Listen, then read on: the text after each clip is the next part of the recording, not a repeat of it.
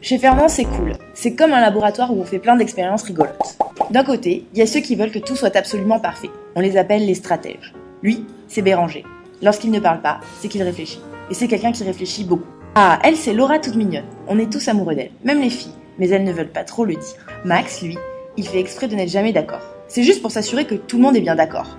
Et c'est Danette qui explique à Maxime que la strat, elle est béton quoi. Il y a aussi Alexandra. Elle dit toujours plein de choses. Les autres, ils font le tri entre ce qui est génial et ce qui ne l'est pas du tout. Car Alexandra, elle dit vraiment beaucoup de choses. Et puis Aurélie, elle connaît la vie. Elle a vécu en Angleterre, alors c'est pour vous dire. De l'autre côté, il y a un endroit très étrange, c'est la direction artistique. Jérém, il vectorise plein de machins. On ne sait pas trop à quoi ça sert, mais c'est toujours super joli. Alors on dit rien. Mika, lui, c'est le pro de l'illustration. Ouais, je touche un peu, ouais. Sur son Mac, il y a plein de bonhommes de couleur. C'est un des seuls à parler la même langue que Jérém. J'ai un PSD, il fait la taille d'un Divix.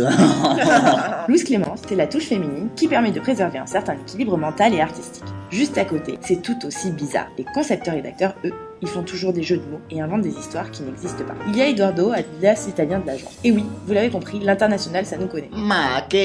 Perlin, elle veut toujours faire des pubs avec la mafia dedans. Par exemple, on pourrait dire que le mec, c'est un italien mafieux.